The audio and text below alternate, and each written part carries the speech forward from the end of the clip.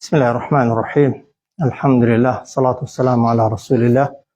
محمد وآله وصحبه ومن اهتدى بهداه. رب اشرح لي صدري ويسر لي أمري واحلل عقدة من لساني يفقه قولي. تفسير سورة أنعام قيشتنا آتي بستو هشت لا آتي بستو هشت كتواوكري آتكاني بيشوية لا آتكاني بيشودا خواهي قورا بپیغمبری فرمو صلى الله عليه وسلم اگر چاوت لكافركان به كاتك راد وستندرين لبرانبر آگردا شتي زور ترسناك و سامناك و پشیمان بونەوە و خەفەت خواردنی زۆریان لێ دەبینی. سێ خۆزگە دەخوازن. یەکیان ئەوەیە کە خوا بمان گەڕێنەوە دنیا، بەشکم لە دنیادا لەمە و دواچاکەی بکەین ئەوەی نەمان کردووە. خۆزگەیەکی دیکەیان ئەوەیە خۆزیا ئاەت و بەڵگە و نیشانەکانی خوامان بە درۆ نەزانی باە. خۆزگەیەکی دیکەیان ئەوەیە دەڵێن خۆزیا ئێمەش لە ئیمانداران باین. جا خوا دەفەرمێ بەل یعنی نەخێر، ئێوە ناگەڕێنەوە دنیا و ئەو خۆزگەیشتان نایەتە جێ. هیچ کەس کە وەختی مردنەی هات ناتوانێ بێتەوە دنیا، جارێکی دیکە ئیمان بێنێ، پەشیمان ببێتەوە، ببێتە ئیماندار. ئەوجا خوا دەفەرمێ بەدا لەهم ئاشکرا دەبێ بۆیان، یا دەکرێ بڵێن ئاشکرا دەکرێ لێیان، ماکانوو ئەو شتەی کە ئەوان یوخفونە دەیان شاردەوە من قبل پێشتر، ئەوەی ئەوان پێشتر دەیان شاردەوە لە کاتی سەرمەرگدا و لە قیامەتدا هەمویان لێ ئاشکرا دەکرێ. ئەو گوناهانەی کە بەتەنها کردویانن، لە سڕ و تاریکە شەودا کردویانن، لە کاتێکدا کردویانن کەس چاوی لێیان نەبووە، یان ئەو شرک و هاوبەش بڕیاردانەی کە دەیان کردو شانازیشیان پێوە دەکرد، لەوێ خوای گەورە ناخی دڵیان هەمووی ئاشکرا دەکرد. بەل خوا دەفەرمێن نەخێر، ئەو هیوات و خۆزگانەی ئەوان هیچی نایەنە جێ، بەدا لەهم ئاشکرا دەکرێ بۆیان، یا دەکرێ بڵێن ئاشکرا دەکرێ لێیان، ماکان و یوخفونە من قبل، هەرچی ئەوان لە دنیادا شاردویانەتەوە یا دەیان شاردەوە پێشتر. جا خوا دەفەرمێ وەلەو ڕودوو، ئەگەر بگەڕێندرێنەوە دنیا، تەمەنی دیکەیان پێ بدرێ، دەرفەتێکی دیکەیان بۆ بڕەخسێندرێ، لە عادوو بە دڵنیاییەوە دەگەڕێنەوە سەرچی لیما ئەو شتانەی نوح عنه کە لێیان قەدەغەکرابوون. وئینەهم لەکاذبون، خوا دەفەرمێ بێگومان بن ئەوان لە درۆزنانن، ئەوان درۆ دەکەن کە دەڵێن خوا بمان گەڕێنەوە دنیا بۆی کاری چاکە بکەین، بۆی ببینە ئیماندار، بۆی جارێکی دیکە ئاەتەکانی تۆ بە درۆ نەزانین، ئەگەر بیان گەڕێنینەوە دنیا و دەرفەتێکی دیکەیان پێ بدەین چیان کردووە ئەو جارە خراتر دەکەن. چونکە ئێستا هەر کامێک لە ئێمە یەقینمان هەیە کە مەلەکول مەوت هات وایە جارێکی دیکە مەجالمان پێ ناداخۆ بینەوە دنیا لەو خراپەی کە کردومانە تەوبەی بکەین، واش ئینسان هەر خراپەکەی دەکا. ئەگەر پێمان گوترا بە هەر کامێک لە ئێوە دوسێ جار مەلەکول مەوت دێ سەلامتان لێ دەکات و دواتر مەجالێکی دیکەتان پێدەداتەوە، ئەو کات چەند کەس بێگومان ئەوەی کە ئێستا خراپەی دەکا زۆر زیاتر خەڵک خراپەی دەکرد، و ئەوەندەی کە ئێستا ئینسان دەگەڕێتەوە ئەو کاتی ئەوەش نەدەگەڕایەوە. چونکە دەتگوت ئەو جارەی بابەکەی فی خۆم ڕابوێرم، ئەگەر جارێکی دیکە زیندوو کرامەوە یا دەرفەتێکی دیکەم پێدرا، یا لە دەرفەتی کۆتایی و لە هەری کۆتاییدا پەشیمان دەبەم و تەوبەی دەکەم. ئێستا هەمومان دەزانین تاکە هەل و دەرفەتێک کە لە بەردەستماندایە ئەو ژیانی دنیایە، و نازانین کەی دەمرین و وەکەی مەلەکول مەوت دێ، واش ئینسان هەر یاخی و سەرکەشە. ئەگەر بزانی کە دەرفەتت پێدەدرێ و دەگەڕێەوە، بێگومان ئینسان چەندە خراپە، زۆر زیاتر لەوەی ئێستا خەڵک خراپ دەبوو. جا خوا دەفەرمێ بەل یعنی نەخێر، ئەوان ناگەڕێندرێنەوە دنیا، بەدا لەهم ئاشکرا دەکرێ بۆیان یا ئاشکرا دەکرێ لێیان، هەردوو تەفسیرەکەی ڕاستن. ماکان و ئەو شتەی کە ئەوان لە دنیادا یوخفونە دەیشارنەوە و دەیان شاردەوە من قبل پێشتر. وەلەو ڕودوو، ئەگەر ئەوان گەڕێندرابانەوە دنیا، لە عادوو دەگەڕانەوە لیما نوح عنه بۆ سەر ئەو شتانەی کە قەدەغە کرابوو لێیان. وئینەهم لەکاذبون، خوا دەفەرمێ بێگومان ئەوان لە درۆزنانن. ئەو جار وەقالو گوتیان لە دنیادا کافرەکان ئین هیە یعنی ما هیە، دەیان گوت ئەو ژیانە هیچ نییە، هیچ ژیانێک بوونی نییە، ئیلا حەیاتونە دنیا، تەنها ئەو ژیانی دنیایەمان نەبێ، وما نحن بمبعوثين إما هرگز زندو ناکرینەوە کە باسی قیامەت و دوا ڕۆژ و بەهەشت و جەهەنەم دەکرا ئینکاریان دەکرد دەیانگوت ئەو بەهەشت و جەهەنەم و قیامەت و دوا ڕۆژەی کە ئێوە باسی دەکەن بوونی نییە ژیانێک کە هەبێ تەنها ژیانی دنیایە پێغەمبەر صلی الله عليه وسلم کە دوعای دەکرد دەیفەرموو اللهم لا عيش إلا عيش الآخرة خوا هیچ ژیانێک نییە شایانی ئەوە بێ خۆی پێوە ماندووکەم تەنها ژیانی قیامەت نەبێ بەڵام کافرەکان کە باسی قیامەتیان بۆ دەکرا دەیانگوت ئین هیە هیچ شتێک نییە لەو شتانە کە ئێوە باسی دەکەن إلا حياتنا الدنيا تەنها ئەو ژیانەی دنیای ئێستا تێداین ئەوە هەیە وما نحن بمبعوثين ئێمە کە مردین هەرگیز زیندوو ناکرێنەوە وقالوا گوتیان ما هي إلا حياتنا الدنيا ئەو ژیانەی کە ئێوە باسی دەکەن بوونی نییە إلا حياتنا الدنيا تەنها ئەو ژیانی دنیای هەیە کە ئێستا ئێمە تێداین ئەو جار دەیانگوت وما نحن بمبعوثين ئێمە هەرگیز زیندوو ناکرێنەوە ئەو جار خوا دەفەرمێ وەلەو تەڕا ئەگەر بینی باتن إذ وقفوا على ربهم کاتێک ڕادەوەستێندرێن لە بەرامبەر پەروەردگاریان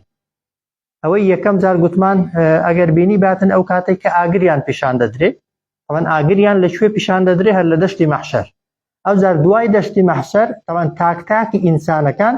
دەبرێن لە بەرامبەر خوای پەروەردگاردا ڕادەوەستێندرێن بۆ محاسەبە هەر کەسەی بە تاقی تەنها ڕاستەوخۆ بەبێ ئەوەی هیچ کەس لە نێواندا بێ خوای گەورە محاسەبەت دەکا و لێ پرسینەوە لەگەڵ دەکات چ مەشهەدێکە و چەندە دەبێ سامناک و ترسناک بێ بە تایبەت ئەگەر کەسێک خەجاڵەت بێ ڕووی نەبێت سەیری داتی خوای پەروەردگار کە یا کردەوەکانی بە جۆرێک بن شەرمی پێیان بێت و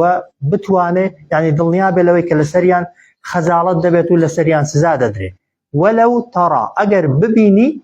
إذ وقفوا على ربهم کاتێک ڕادەوەستێندرێن لە بەرامبەر پەروەردگاریاندا بێگومان شتی زۆر سەرنجڕاکێش و زۆر تایبەت و ترسناک لە کافرەکان دەبینی قالە خوا دەفەرمێ ئەلەیسە هذا بالحەق ئەلەیسە هذا ئایا ئەو زیندووبوونەوەیە ئەو قیامەتە ئەو محاسەبەیە ئەو دوا ڕۆژە ڕاز نییە دەڵێن چی لەوێش دەڵێن قیامەت نییە لەوێش دەڵێن زیندووبوونەوە نییە بێگومان نا قالوا دەڵێن بەلا بەڵێ ئەی خوای پەروەردگار زیندووبوونەوە لێپرسینەوە محاسەبە ڕاوەستان لە بەرامبەر خوادا هەمووی ڕاستە وەڕەبینا سوێن بە پەروەردگارمان قالوا گوتیان بەلا بەڵێ قیامەت زیندووبوونەوە دوا ڕۆژ هەمووی ڕاستن وەڕەبینا سوێن بە پەروەردگارمان قالە خوای گەورەش دەفەرمێت مادام ئیعترافتان کرد دانتان بە ڕاستیەکان دانا و ڕاستیەکانتان بۆ دەرکەوت دەی فەذوقوا العذاب بچێژن ئەو سزایە کە بۆتان ئامادەکراوە بەڵام بیما كنتم تەکفڕون بەهۆی ئەوەی کە ئێوە بێباوەڕ بوون بەهۆی کردەوەکانی خۆتان بەهۆی بەدی و خراپی خۆتان بەهۆی بێباوەڕی خۆتان سزای خراپەکاریەکەی خۆتان وەرگرنەوە وەلەو تەڕا إذ وقفوا على ربهم ئەگەر بیان بینی ئەو کاتەی کە ڕادەوەستێندرێن لە بەرامبەر پەروەردگاریان لە پێش پەروەردگاریان بێگومان شتی سامناک و ترسناک دەبینی قالە ئەلەیسە هذا بالحەق خوای گەورە دەفەرمێ ئایا ئەو زیندووبوونەوە و لێپرسینەوە و قیامەت و دوا ڕۆژە ڕاز نییە ئەوانیش دەڵێن چی قالوا بەلا وەڕەبینا دەڵێن بەڵێ سوێن بە پەروەردگارمان هەر هەمووی ڕاستە قالە فەذوقوا العذاب خوای گەورە دەفەرمێت دەی بچێژن سزا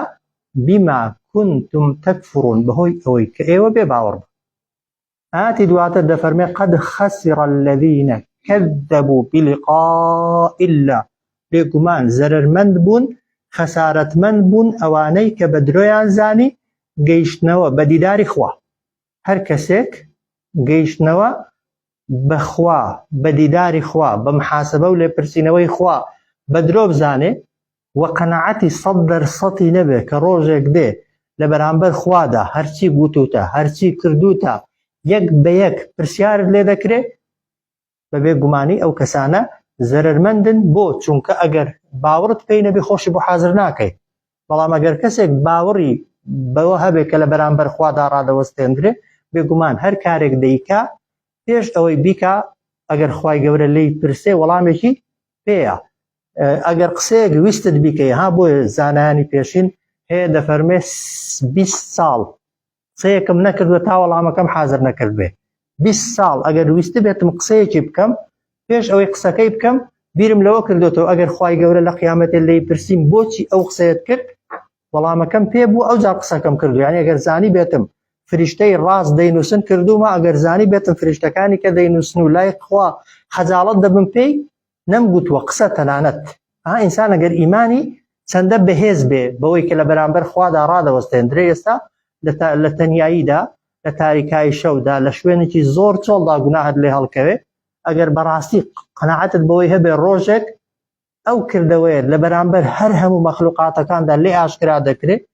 دەیکەی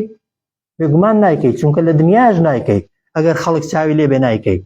لە ترسی خەڵکی نایکەی کە خەڵک نەدەتوانێت محاسەبەت کە نەدەتوانێت پاداشتیشت داتەوە. کەسێک ئیمانی بە قیامەتێ هەبێ بە بێگومانی دەبێ لای کەمی لە هێندێک گوناه بکەڕێتەوە، لای کەمی دەبێ واجبات و ئەرکە سەرەکیەکانی جێبەجێکە. بۆی خوا دەفەرمێ قەد خەسیڕا بێگومان زەرەرمەند بوون الذين ئەوانەی کەذەبوو بە درۆیان زانی بلقاء الله گەیشتنەوە بە دیداری خوا. حتا تا چ کاتێک بێ باوەڕ بوون، طبعا تا سەر کەس بێ باوەڕ نییە، تا چ کاتێک باوەڕیان نەبوو حتا هەتا ئیذا ئەو کاتەی جاءتهم هات بۆیان الساعة قیامەت بەغتەتەن لە ناکاو کە قیامەت هات و تووشی کارەسات و ڕووداوی قیامەت بوون قالوا دەڵێن یا حەسرەتەنا هاوار داخ پەشیمانی بۆ ئێمە على ما فرطنا فيها لەسەر ئەو کەم تەرخەمی و ناتەواویانەی کە ئەنجامماندان لە ژیانی دنیادا. ئەو جار خوا دەفەرمێ وەهم ئەوان يحملون ئەوزارهم يحملون هەڵدەگرن چی؟ ئەوزار کۆڵی گوناه و تاوانەکانیان لەکوێ هەڵی دەگرن؟ على ظهورهم بەسەر پشتیان. ئەو جار خوا دەفەرمێ ئەلا ساء ما يزرون ئاگادار بن خراپترین شتێک کە لە قیامەتێدا بخرێتە سەر پشتی ئینسان و ئینسان هەڵی بگرێ بریتیە لە چی؟ بریتیە لەو تاوان و لەو خراپانەی کە ئینسان لە دنیادا کردوونی. فەرمودەی صحیح پێغەمبەر صلی الله عليه وسلم کە پێغەمبەر دەفەرمێ هەر کەسێکی تاوانباری ستەمکار کە دەخرێتە ناو قەبر کە دەخرێتە ناو قەبر و گۆڕ شتێکی ناشرین و قێزەون لە ڕووی شکڵەوە و هەروەها بۆنێکی ناخۆش بۆن ناخۆشترین بۆن کە لە دنیادا لوتی کەوت پێ. ئەو جار کەسەکە لە شتەکەی دەپرسێت تۆ کێی؟ دەڵێ کردەوەکانتم. دەڵێ کردەوەکانتم. یەکەم جار دەڵێ نامناسی؟ دەڵێ نا. دەڵێ نەوەڵا نامناسم. دەڵێەوە کردەوەکانتم کردەوەکانی خۆتم کە کردەوەی ئینسانی هەر لە ناو قەبرڕا بە ناشرینترین شکڵ بە بۆن ناخۆشترین بۆن دێن دەبنە هاودەم و ڕەفیقی ئینسان. وە لە قیامەتیشدا ئینسانی خراپ کردەوەکانی خۆی حەزمیان بۆ دروست دەکرێنە بارێک هەمویان لە یەکتر دەبەسترێن. فەرمودەی صحیحە دەخرێنە سەر پشتی کەسەکە لە پێشچاوی هەموو خەڵکی بە گوناهەکانی خۆیەوە بە تاوانەکانی خۆیەوە دەڕوا بۆ بەرامبەر خوای پەروەردگار بۆ محاسبە و لێپرسینەوە. ئەی ئینسانی چاکەکار ئینسانی ئیماندار لە قیامەتێ سواری کردەوەکانی خۆی دەبێت. لە قیامەتێ ئەوە یاسایە خراپەکار بی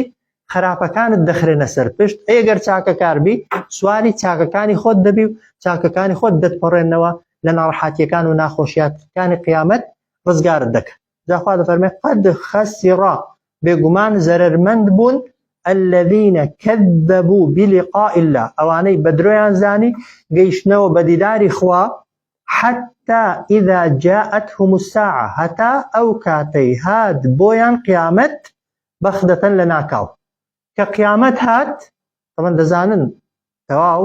قالوا دەڵێن یا حەسرەتەنا هاوار داخ پەشیمانی بۆ ئێمە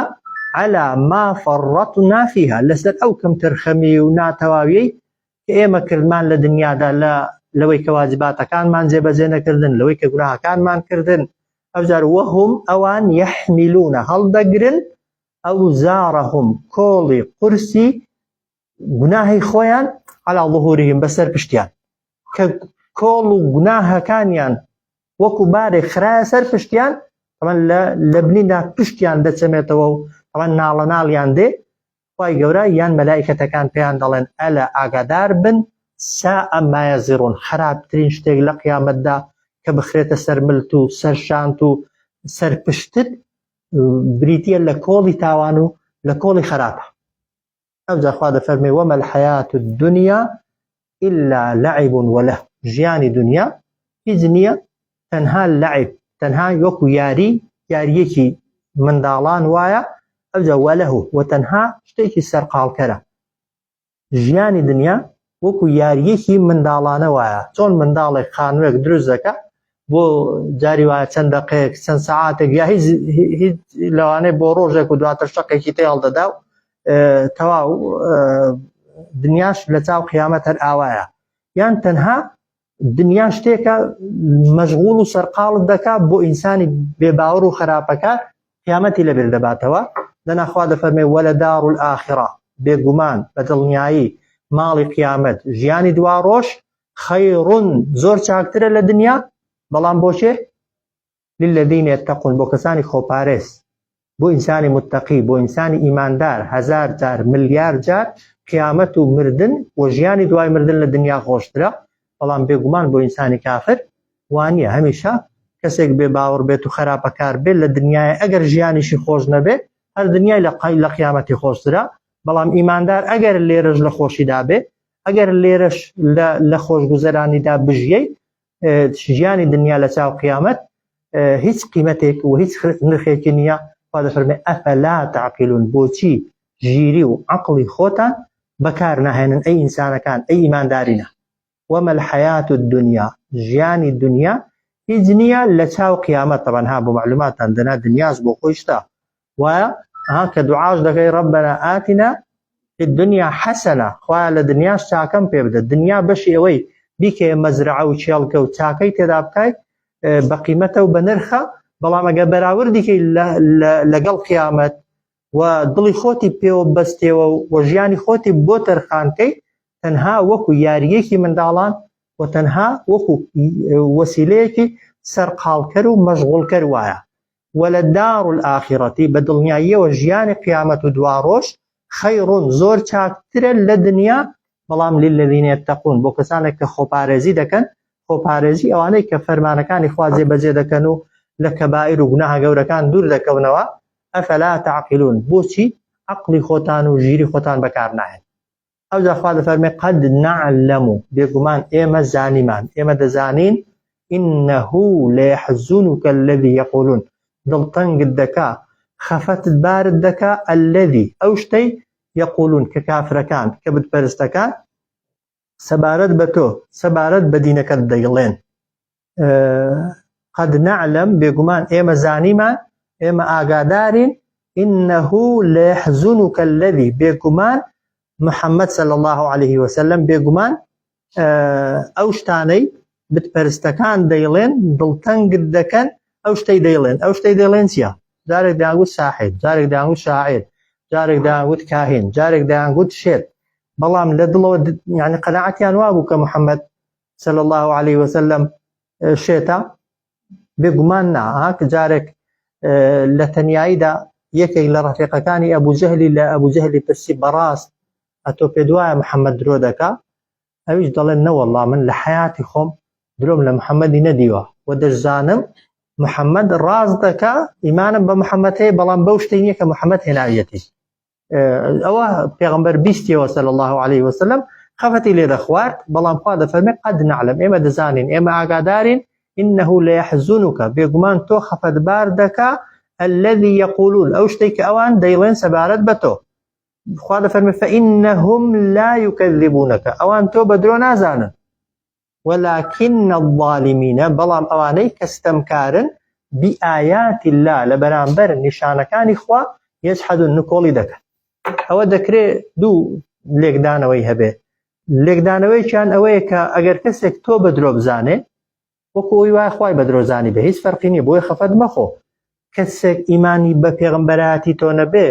بە قسەکانی تۆ نەبێ بە گفتاری تۆ نەبێ بە پێغەمبەرایەتیەکەی تۆ نەبێ وەکو ئەوی وایە ئیمانی بەخوا نەبێ ئەوە یەک و تەفسیرێکی دیکەی ئەوەیە کە ئەوان ئیمانیان بەوە هەیە کە تۆ ڕاز دەکەی پێغەمبەری بەڵام نکوڵی لە ئاەتەکانی خۆ یعنی تااقەتی ئیلتیزام بوون و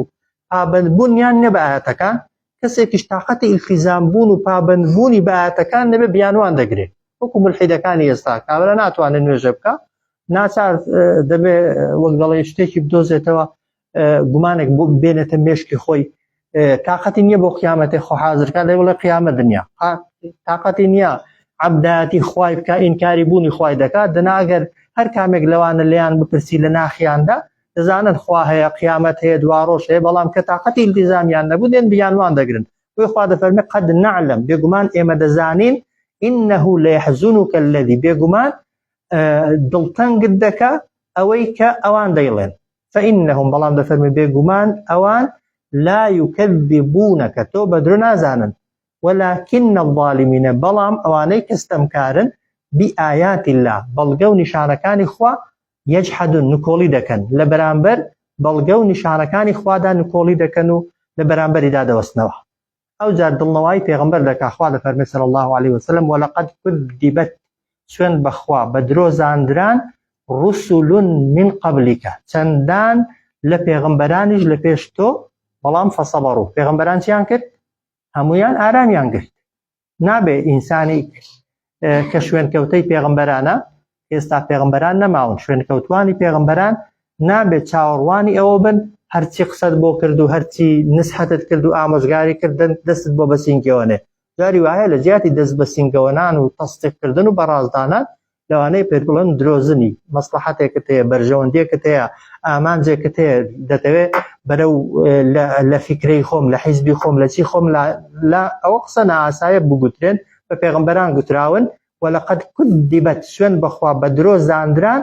رسل من قبلك چەندان لە پێغەمبەران لە پێش تۆدا بەڵام فەسەبەڕوو على ما كذبوا ئارامیان گرت لەسەر ئەو بە درۆزانینە ئەو جار هەر بە درۆزانینی نەبوو وەئوذوو ئەزیەتیش دران حتى ئەتاهم نەسڕونا هەتا ئەو کاتەی بۆیان هات سەرکەوتنی ئێمە لە دنیادا سەرمان خستن پشتیوانیمان لێکردن یانەوەتە گەیاندمانن بە قیامەت و بە دواڕۆژ ئەو جار خوا دەفەرمێ وەلا مبەدیلە لکەلیمات الله هیچ گۆڕانکاریەک بەسەر یاسا و ڕێساکانی خوادا نایە تا قیامەتێ هەر کەسێک شوێنکەوتەی پێغەمبەران بێ دەبێ خۆی حازر کە بۆچی بۆ ئەوەی کە باوڕت پێ نەکەن و بۆ ئەوەی کە لە بەرامبەر دین و دینداریدا ئەزیەت بدرێت ئەگەر هەموو کەس باوەڕی پێکردی یارە یا خەڵکەکە هەمووی ڕاچاکە باشە کۆمەڵگایەکی مسلمانە بۆیە باوەڕت پێ دەکا ئەو کاتەش کە هەمویان وەک تۆ بن پێویستیان بە تۆ نییە و ئەگەر کەس ئەزیەتی نەدای یان خەڵکەکە زۆر چاکە یان تۆ تەنەزولت لە مەبدەئی خۆت کردووە لە دینیت خۆت کردووە دینداریەکەت نەکردووە وەکو دینداری پێغەمبەران لەنا هەر کەسێک دینداریەکەی وەکو دینداری پێغەمبەران بێ نابێت چاوەڕێی ئەوە بکە هەموو خەڵک تەستیقی کات و مەدحی کات و ستایشی کات جاری واشەیە پێت دەڵێن درۆزن ساحر جادوگەر مەسلحەت چی هەزار توهمە و بوختانت لەوانەیە بۆ هەڵببەستن و جاری واشەیە لەوانەیە ئەزیەت بدرێت پێغەمبەران سەلامی خوایان لێبێ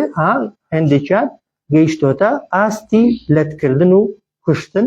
و مردن لە پێناوی دینەکەیاندا و پاشگەزیش نەبوونەتەوە ولقد كذبت سوێن بەخوا بە درۆزاندران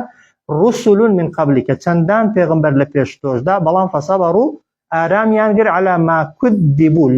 لەسەر ئەوەی کە بە درۆزاندران وەئوذوو ئەزیەتدران حتى ئەتاهم هەتا بۆیان هات نەسڕونا سەرکەوتنی ئێمە ولا مبدل لكلمات الله گۆڕانکاری نایە بەسەر بڕیار و یاسای خوا ئەو بڕیار و یاسای خوایە ولقد جاءك سوێن بەخوا هات بۆت من نبأ المرسلين بەشێک لە بەسەرهات و دەنگ و باسی پێغەمبەران بەسەرهاتی نوح پێغەمبەر بۆ پێغەمبەری ئێمە جێڕدراوەتەوە کە 950 ساڵ بەس دەعوەی کردووە ژمارەی ئەو کەسانەی کە ئیمانیان بە نوح پێغەمبەر هێنا لەگەڵ هەموو گیاندارانیش کە لەگەڵ خۆی هەڵی گرتن بە شێوەی نەبوون کەشتێک کە بەدەستی خۆی دروستی کرد بوو پڕیان کە پێغەمبەری وا هەیە یەک کەس ئیمانی پێ نەهێناوە خی گەورە ئەو بەسەرهاتانەی بۆچی گێڕاونەتەوە لە قورئاندا بۆی ئێمەش ئەگەر خەڵک باوەڕی پێ نەکردین و لە بەرامبەرماندا وەستانەوە ناومێد نەبین بەلامانەوە شتێکی ئاسایی بێ و بزانین ڕێگا و ڕێبازی پێغەمبەران ئەوەیە ئاتی دواتر دەفەرمێت وَإِنْ كَانَ كَبُرَ عَلَيْكَ إِعْرَاضُهُمْ هەرچەندە وإن كان هرچەندە كبر عليك يعني زۆر گران و قورسە لەسەرت إعراضهم پشت هەڵکردنیان وایە بێگومان ئەگەر قسە دەکەی بۆ کەسێکی کەسەکە باوڕت پێ بکات چاکترە لەوەی کە بە درۆ دەزانێ وایە بەدوات کەوێ لە جیاتیەوەی لە بەرامبەر یعنی خۆشترە لەوەی کە دژایەتیت بکە وایە پشتگیریت کە لە جیاتی دژایەتیەکەی خۆشترە بەڵام واقعەکە وان نییە ژیانی پێغمبەران ئاوا نەبووە وإن كان هەرچەندە كبر زۆر قورسە گرانە عليکە لەسەر دڵت إعراضهم پشت هەڵکردنی قەومەکەت و خەڵکەکەت بەڵام چی ماوە بۆیان بکەی پێغمبەر صلی الله عليه وسلم حەزی لێ بوو هەرچی بتپەرستەکانی مەکە قەومەکەی داوای دەکەن بۆیان بکا بەشک میمان بێنن جارێک دەیانگوت با مەلایکەت بێ ئەگەر پێغمبەر بە قسەی خۆی بایە مەلایکەت چی بۆ دەهێنان جارێک دەیانگوت ئەگەر ڕاز دەکەی پێغمبەری بابەرمان بەسەردا ببارێنن ئەگەر پێغمبەر دەسەڵاتی هەبایە بەردی بەسەردا دەباراندن ئەو کاتە بەس بۆی قەناعەتکەن و ئیمان بێنن ئەگەر جارێک دەیانگوت ئەگەر پێغمبەری با کلیلی و خەزێنە و پارە و سامانت بەسەردا ببارێ لە خەڵکی دەوڵەمەندتر بیت هەر ئەو بیانوانەی کە دەیانگرتن پێغمبەر حەزی دەکرد هەمووانیان بۆ جێبەجێکا بەشکم ئیمان بێنن بەڵام خۆی گەورە عەبدەکانی خۆی بەندەکانی خۆی چاک دەزانێ بەشی ئەوە بەڵگە و حوجە و نیشانەی بۆ بتپەرستەکانی مەکە بۆ ئێمەش ناردوون ئەگەر بەتەما ئیمان هێنان بین بۆی خوا دەفەرمێ وئین کانە كبر عليك هەرچەندە قورسە گرانە لەسەرت پشت هەڵکردنیان جا فإن استطعت ئەگەر دەتوانی ئەن تەبتەغیە لێدا بگرە بەر نەفەق یعنی تونێرێک في الأرض لە زەوی یعنی ئەگەر دەسەڵاتت هەیە توانات هەیە دەتەوێت بەڵگە و نیشانەیەکیان پێشاندەی و پێت دەکرێت بڕۆ زەوی هەڵکۆڵە تونێل و چاڵی گەورە لە زەویدا لێدا بزانە لە بن زەویدا شتێک نادۆزیەوە بیکێ بەڵگە لەسەر دەسەڵاتی بێسنووری خوا ئەگەر بەو شتانە قەناعەت ناکەن کە ئێستا لە بەرچاویانە ئەگەر دەتوانی بڕۆ لە ناخی زەوی و لە قوڵایی زەویدا بەڵگەیان بۆ بێنە ئەو سلەمەن یان ئەگەر دەتوانی پەیژەیەک دروستکە چی لێ بکە فیسەمائی بە ئاسمانیەوە هەڵنێ فتأتيهم لە ئاسمان بۆیان بێنە بئایە ئەو بەڵگە و نیشانانەی کە داوای دەکەن ئەگەر پێغمبەر تەمان دەسەڵاتی ئەوەی نەبوو ئەگەر هەیبە ئەگەر کەسێک بەو هەموو نیشانانەی کە لەسەر زەوین قەناعەت نەکا بەو نیشانانەی کە بەو دروستکراوانەی لە بن عەرزیدان ئەگەر بۆی بێندرێ لە دەرێ قەناعەت دەکا بێگومان نا ئەگەر ئەو هەموو هەسارە و ئەستێرە و هەور و شتێک کە لەسەر سەربانە لێی وەرنەبیەوە و پێی ئامۆژگاری وەرنەگری بە چوونت بۆ ئاسمانەکان کە جیهانی فریشتە و مەلایکەتەکانە لەوان هەردێ ناگەی و حاڵی نەبی بەوان دەبی بە باوەڕدار بێگومان نا خوای گەورە هیچ قەومێک و هیچ گەلێک و هیچ نەتەوەیەکی وەک دەڵێ سزا نەداوە و عقوبە نەداوە و نەیمراندون تەنانەتیش هەتا ئیقامە حوجەی لەسەر نەکردن خوای گەورە بەشی ئەوەندەی بەڵگە بۆ ناردووی ئەگەر بتوێ ببی بە ئیماندار ئەگەر نەشتەوێ طبعا هێندەی کەشت بۆ بێنن هەر ئیمان ناهێنی وئین کانە كبر عليك هەرچەندە قورسە گرانە لەسەرت پشت هەڵکردنیان و ئیمان نەهێنانیان فإن استطعت ئەگەر دەتوانی ئەن تەبتەغیە ئەن تەبتەغیە یعنی داوا بکە بگەڕێ هەوڵدا نەفەقا في الأرض تونێلێک لە زەویدا هەڵکەنە ئەو سلەمەن یان پەیژەیەک قادرمەیەک دروستکە في السەمائی بە ئاسمانەوە هەڵینێ فتأتيهم لەوێ بۆیان بێنە لە بن زەوی یان لە ئاسمانەکان بۆیان بێنە بئایە ئەو بەڵگە و نیشانانەی کە دەیانەوێ ئەوجا خوای گەورە پێی دەفەرمێ وەلەو شاء الله خەفەت مەخۆ خۆت ماندوومە کە ئەی محەممەد صلی الله عليه وەلەو شاء الله ئەگەر خوای گەورە ویستی لێ بایە لەجەمەعەهم بە دڵنیاییەوە هەمووی کۆ دەکردنەوە عەلە الهودا لەسەر ڕێگای ڕاست خوای گەورە حەزی لێ با ویستی لێ بایە بە تۆبزی بە زۆری بە ناچاری خەڵکی بکا بە موسڵمان دەیتوانی یان نەیدەتوانی بێگومان دەیتوانی خوای گەورە خۆی خالقا چۆن مەلایکەتەکانی دروست کردوون و هەستی شەڕ و خراپەی تێدا دروست نەکردوون دەیتوانی ئێمەش ئاوا دروستکە بەڵام ویستی خوای گەورە بۆ ئینسانەکان وانە ئینسان کە دروست کراوە خوای گەورە لەگەڵیدا ئیختیاری داوەتێ ڕێگای ڕاستی پیشاندراوە ڕێگای چەوتیشی پێ پیشانداوە لە ناخی هەر کامێکماندا هەستی خراپەکردن هەیە هەستی چاکەکردنیش هەیە خوای گەورە شەیتانیشی دروست کردووە و تەمەنی پێداوە لە بەرامبەردا پێغمبەران و پەیامیشی ناردوون ئەتۆ بە قسەی کامیان دەکەی بە دوای کامیان دەکەوی خوای گەورە اختیارەکەی داوەتە دەستۆ و نەتیجەکەشی بۆ دیاری کردووی بۆیە وەلەو شاء الله خەفەت مەخۆ ئەگەر خوای گەورە ویستی لێبە لجمعهم همو يعني كود كردوا على الهدى لسر رقاي راست ويخواد فرمي فلا تكونن نكي ببي من الجاهلين بيكي لنا فهمت بوشي وابا پیغمبر ده فرمي هر کسك تصوري وابه ها بوسوني وابه بتماي اوبه كخلقي هموي لسر يك فكره ولسر يك بوسون ولسر يك دين كو كاتوا بگمان بوسونه که بوسونه چی هلایا بتوه خلقي شارك هموي پابند بيت بتوه مجموعه خلقك هموي وكو يك بيركاتوا وكو يك لجيان تبقى لدنيا لقيامت وبيركرنوا وتصورات بوشتكان وكو يك به هلاي كردوا خواهی گەورەی ئینسانی بە جیاوازی دروست کردووە و اختیاریش لەبەردەستی خۆتدایە وإن كان كبر عليك هەرچەندە قورس و گرانە لەسەرت إعراضهم پشتەڵکردنیان فإن استطعت ئەگەر دەتوانی أن تبتغي نفقا في الأرض ئەم داوا بکە بگەڕێ لێدا نەفەق يعني تونێلێک لە زەوی ئەو سلما في السماء یا پەیژەیەک دروستکە و بە ئاسمانیەوە بنێ فتأتيهم بآية بۆیان بێنە نیشانە ولو شاء الله اگر خواويستي لبا لجمعهم هم يعني كودا كردوا على الهدى لسر رقاي راست فلا تكونن نكيتو ببي لو كسانيك من الجاهلين كان نفهمن صلى الله على سيدنا محمد وعلى اله وصحبه